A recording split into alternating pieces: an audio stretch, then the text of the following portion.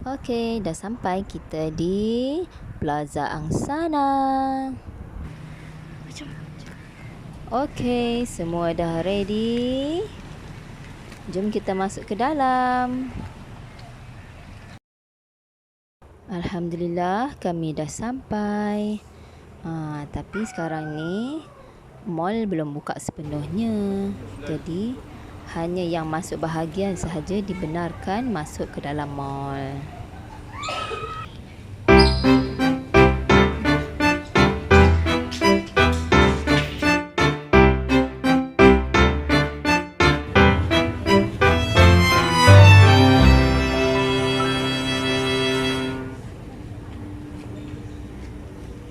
Okey, sekarang kami nak mencari tempat pendaftaran. Okey, jom kita naik atas tengok.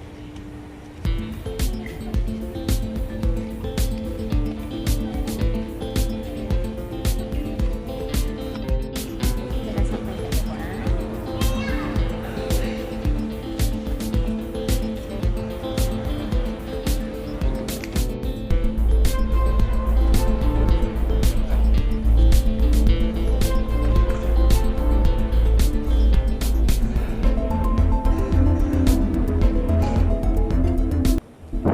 Sekarang kita nak cari tempat duduk dulu. Nampaknya tak ramai lagi yang datang. So, jom kita nak cari tempat duduk. Nanti cikgu yang akan buat pendaftaran untuk kakak Wawa.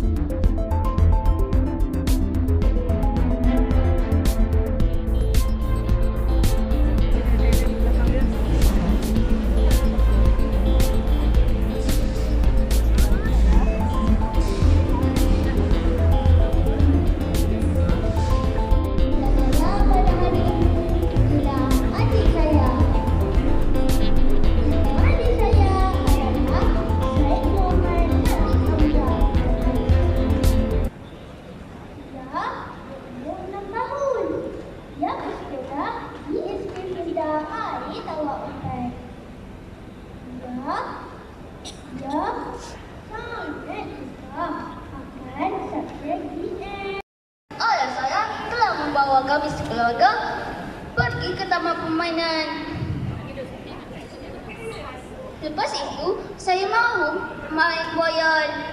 Sebelum bermain, ayah saya berpesan kepada saya agar ketika bermain boyan, janganlah menggayungkan laju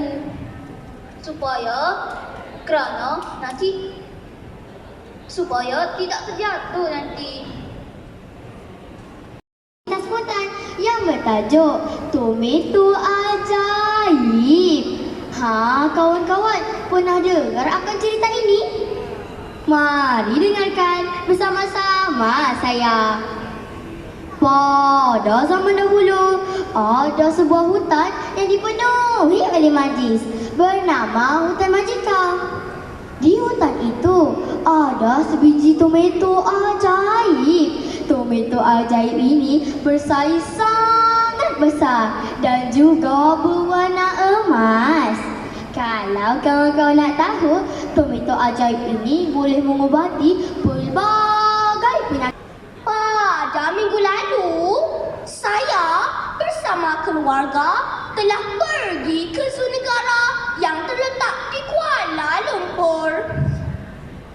Kami semua ingin pergi ke zoo negara kerana kami mahu melihat seekor harimau. Pakai warna yang ada di jalur gembilang kita. Warna merah untuk keberanian, warna putih untuk kesucian, warna kuning untuk kedaulatan, warna biru untuk perpaduan. Dan pada bulan dan bintang itu menandakan tanda agama semata agama Islam. Saya berasa bangga menjadi anak dari tanah Malaysia. Bukan Umairah seorang sahaja yang memasak, malahan kami membuat kerja berkumpulan. Umairah berkumpulan bersama Mei dan Devi. Ketika itu, guru yang bertugas meminta kami untuk menghias makanan kami. Umairah, Mei dan Devi terfikir untuk buat hiasan apa ya? Sedang kami melihat bahan apa untuk menghias makanan tersebut, tiba-tiba Umairah terjumpa sekuntum bunga raya. Ya kawan-kawan, bunga raya mempunyai 5 kelopak yang berwarna merah. Sangat cantik. Telah minta maaf dan memapah rakan saya itu untuk dirawat. Kami semua berasa amat risau kerana keadaan kakinya agak teruk. Nasib baik kami ada pemain simpanan yang menggantikan pemain yang sakit itu. Kami berasa amat gembira kerana pemain itu dapat dijalankan seperti biasa. Kami terus lagi menyokong pasukan kami dan akhirnya mendapat tempat kedua dalam pertandingan itu. Kami berasa sangat gembira. Ibu akan mengukus nasi menggunakan pengukus itu. Ibu telah menyediakan tempat yang istimewa untuk pengukus itu. Kawan-kawan nak tahu apa yang terjadi seterusnya? Ya, pada suatu hari ketika ibu sedang mengukus nasi, kami sedang menonton televisyen.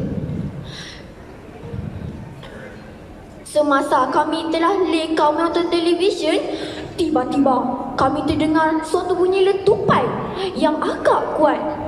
Kami segera menuju ke arah bunyi itu dan melihat apa yang terjadi sebenarnya. Rupa-rupanya pengukus itu telah meletup akibat terlalu lama dikukus. Ibu pun berasa sangat sedih, tetapi bersyukur kerana tiada apa-apa kecederaan yang berlaku. Seorang budak yang berumur 15 tahun. Dia tinggal di Taman Harmoni. Setiap hari, Aiman akan membetulkan getah paip di rumah rakan-rakannya. Tetapi, rakan-rakannya akan memberi upah yang begitu sedikit. Warahmatullahi wabarakatuh.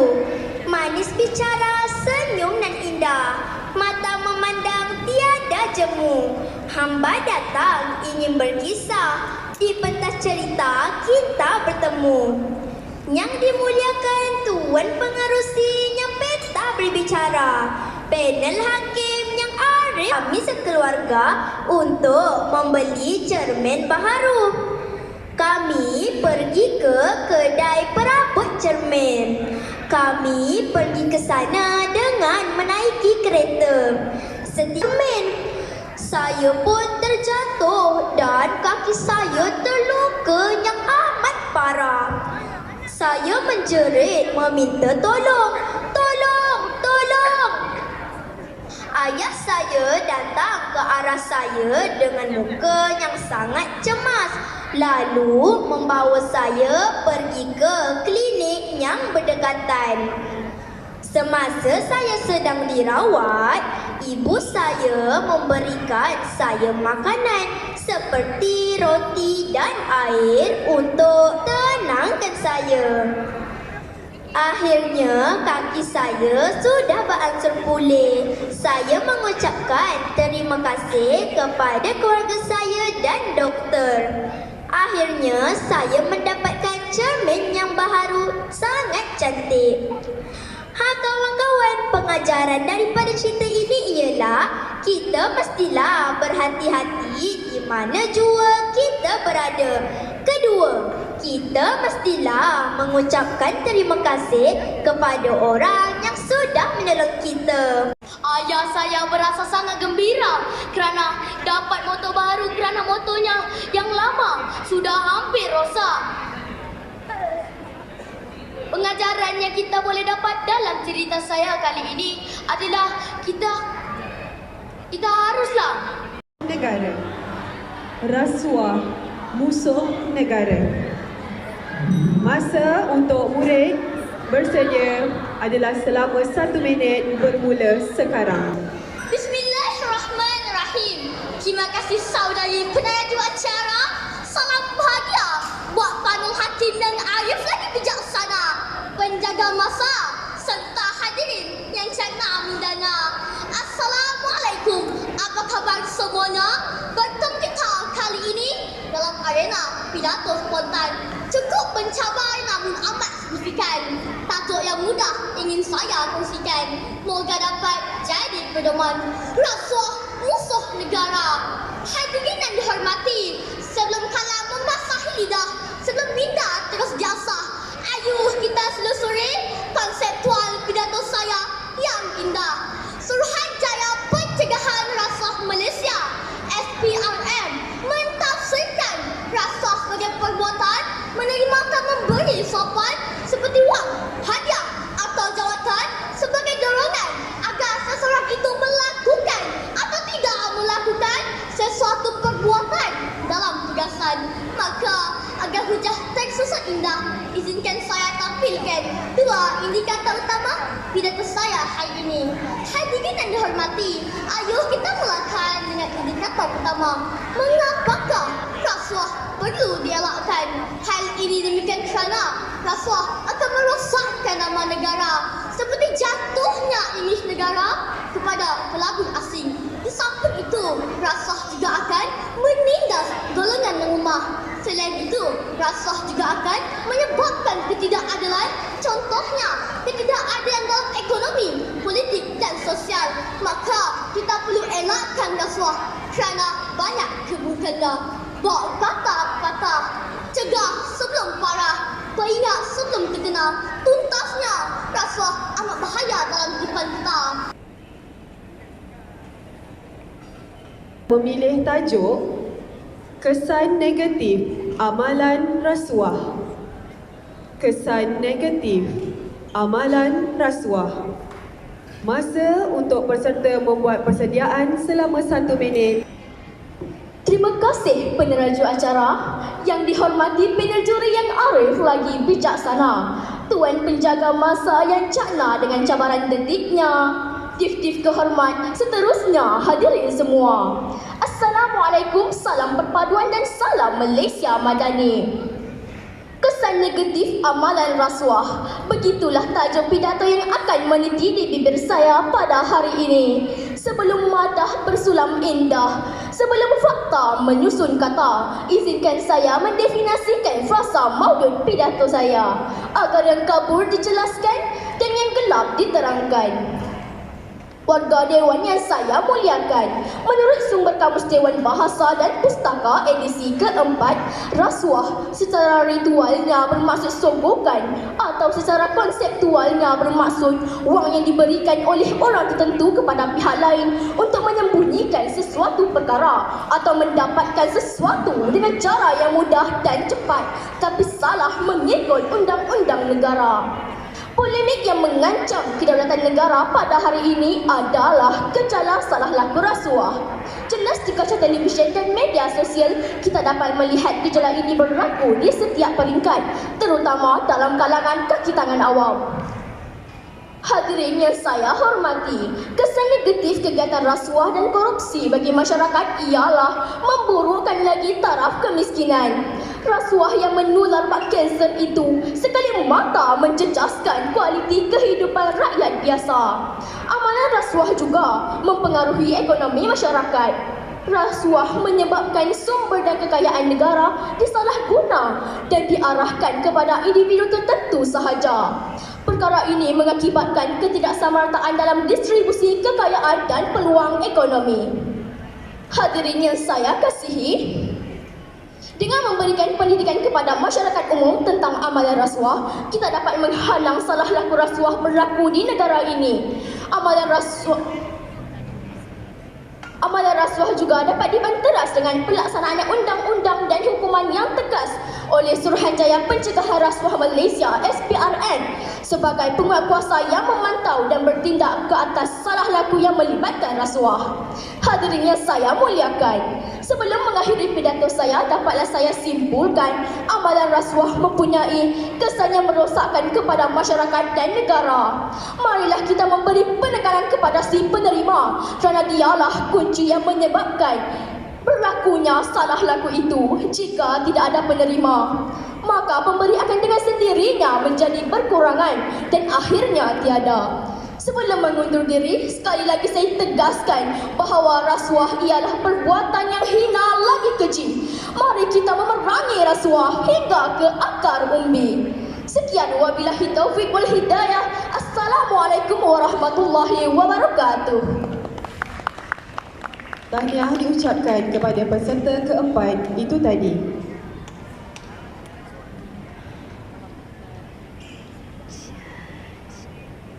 Seterusnya dipersilakan peserta kelima. Menurut Suruhanjaya Pencegahan Rasuah Malaysia SPRM, rasuah merupakan penerimaan atau pemberian suapan sebagai upah atau dorongan kepada individu kerana melakukan atau tidak melakukan sesuatu perbuatan. Suapan terdiri daripada 8 bentuk, iaitu wang, bonus, upah, jawatan, hadiah, diskaun, undi serta perkhidmatan. Sidang saksi bermisi saudara dan saudari. Indikator saya yang pertama adalah kelemahan penguatkuasaan undang-undang. Kelemahan penguatkuasaan undang-undang adalah seperti hukuman penjara dan denda yang tidak setimpal untuk pesalah. Hadirin yang dihormati sekalian, meniti maudu pidato saya yang kedua. Generasi muda akan mengambil rasuah kerana kurangnya pendedahan awal kepada generasi muda. Kita sepatutnya memahami rasuah dari akar umbi. Sekiranya rasuah tidak dibendung, negara kita akan penuhi dengan rasuah. Dari masyarakat berintegriti. Pragmatik kedua, ekonomi negara maju. Transparency International Malaysia melaporkan negara kerugian lebih 40 juta ringgit akibat aktiviti rasuah. Maka, atas dasar keprihatinan, kerajaan terus gigih menghapuskan kegiatan rasuah. Pelan anti rasuah organisasi direncana, Integrity Pact diusahakan bersama dan dasar potongan cukai kepada syarikat yang mewujudkan program integriti dan anti rasuah telah dilaksana. Dengan dapat kita elakkan demi kemaslahatan diri dan generasi masa akan datang. Dengan ini, saya akhiri pidato saya dengan serangkap pantun. Angin bersayun terasa nyaman di tengah sawah bersama petani. Rasuah dielak, teguhkan iman. Hidup bahagia, tenang nurani. Sekian sahaja pidato saya. Okey, sementara nak tunggu keputusan, kita jalan-jalan dulu. Jom. Mana jalan merayak satu mall. Kita jalan-jalan satu mall.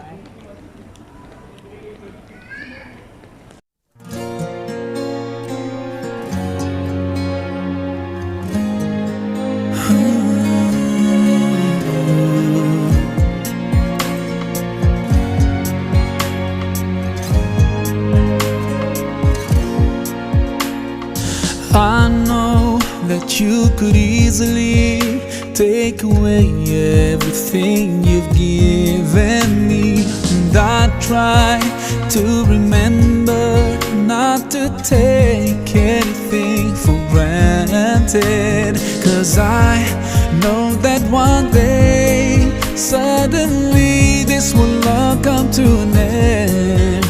So my last wish is for you to be pleased with me. Allah, ya Allah, guide me all the way to your Jannah. Ya Allah, ya Allah, don't let me go astray, 'cause I need you by my side. I wish to be close to you through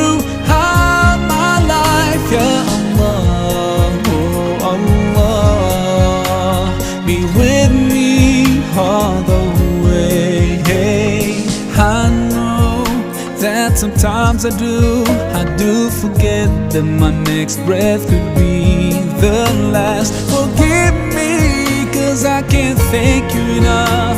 Forgive me when I doubt your love. Now I pray for that day when all this stops and comes to an end. So my last wish